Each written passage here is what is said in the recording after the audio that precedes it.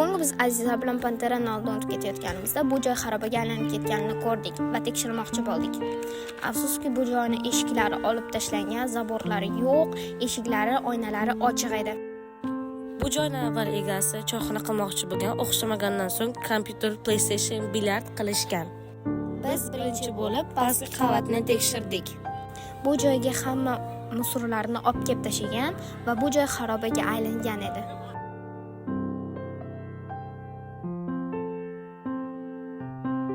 Oynalari sinib, hamma joy musor bo'lib yotgan edi. Ichkari oynalari ham katta qilib ochib qo'yilgan edi. Bu yerda hatto kesimdoshlarimiz bilan osh qilsak ham bo'lar ekan. Men turishimni Pastki qavatning orqa eshigi yopiq edi, afsuski.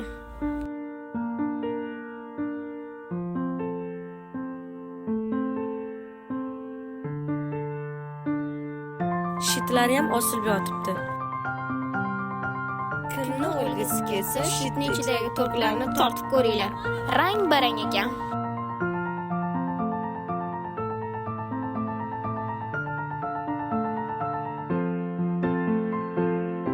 Zinalarda shisha siniqlar bor edi. U yerga chiqqanimizda eshiklari ochiq va oynalari sinib yotgan edi. Ichilarini esa tepibmi, uribmi sindirib tashashgan. Azimatda hali ham anqovsirab turibdi. U juda ham chunki qo'rqdi. Men bu joyga kirishga juda ham qo'rqdim, chunki bu joy haqida men har xil mish-mishlar eshitganman. Ichlari va shikarni edi lekin. Menimcha bu yer bilyard bo'lgan, chunki bu yer juda ham katta va sonlari bor edi, har xil 1, 2 va 3. Sinur aytdi, bu joyga kirsang kola beraman dedi. Men majburligimdan kirdim. Chunki chanqab ketgan edim. Bu yer haqida menga noto'g'ri faktlar berishgan edi. Shuning uchun kirishga qo'rqdim. Azam to'payga o'xshab hamma narsaga ishonaverardi. Yes!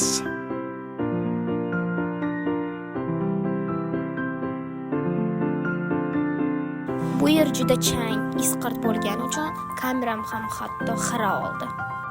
Har xil alohida ajralgan kichik xonachalar bor edi.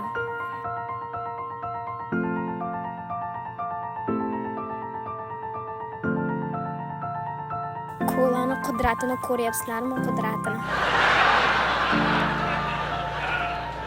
Shunday osmonga qo'yib, Azim bilan osmonga tushdik.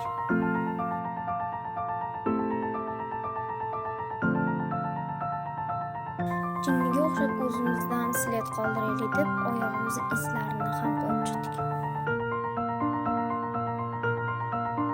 Menga eng yoqqan xonasi imini mana shu bo'ldi.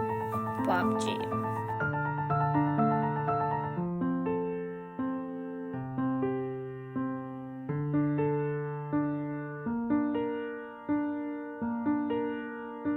Shitda ham aziz jinni qiliqlarini qildi.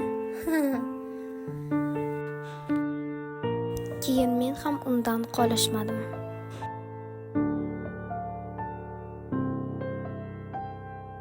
G'alati qiliqlarimiz bilan davom etdik.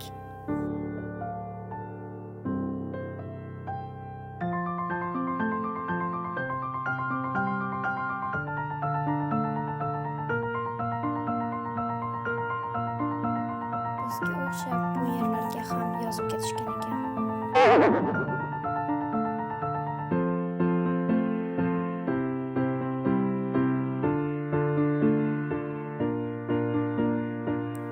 Bu yerda ham koridor bor ekan, lekin bu yerda manzara juda ham zo'r ko'rinar ekan.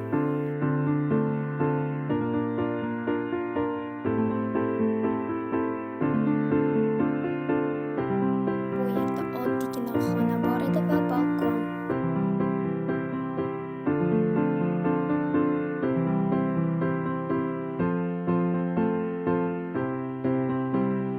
Eshikni shitda Aziz tortib ko'rdi, lekin yopiq edi. Kirgan eshigimizning yonida yana bir eshik bor edi va o'sha eshik mana bu eshik ekan. Hamma joylarda rozetkalar bor edi, lekin ishlamas edi. Hamma oynalar ochiq, oyna ortidagi manzara vashshe chiroyli edi.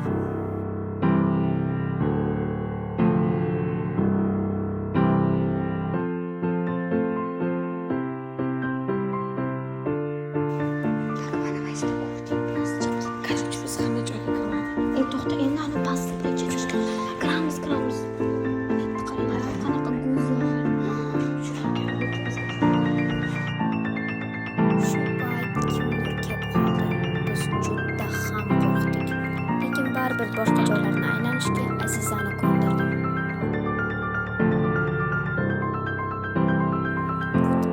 Mana shu payt bizni kimdir bolayotgan edi.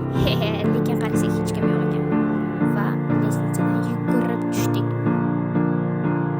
Qo'rqamiz, endi bir marta ko'rib olamiz. Keyin mana birinchi etajga kiramiz. Biz hozir betni ko'rdik. Endi betga kiramiz. Yurmi dadam kelib qolyapti. Chunki panik olyapti.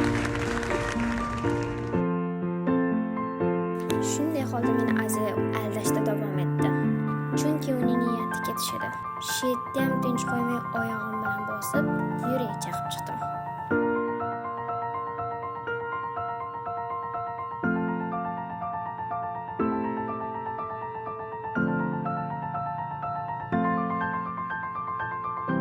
Boya qandaydir inson poylayapti deganimiz bu mening ukam va uning o'rtog'i ekan.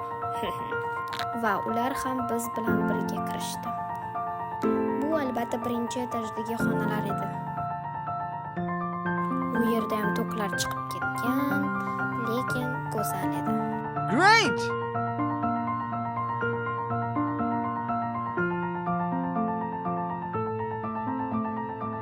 Birinchi qavatda ham xuddi tepadagidek kichik xonalarga bo'lingan koridor bor edi.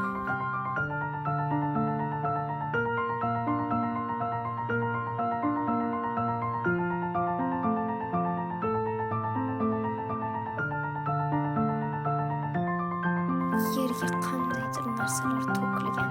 Aziz shundan ham qo'rqib buni qon deb o'yladi. Lekin bu umuman qonga o'xshamasdi. Мороженое или напитка.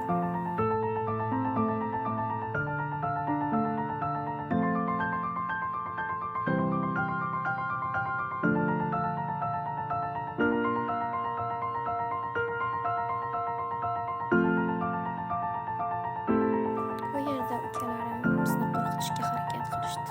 Lekin o'xshamadi.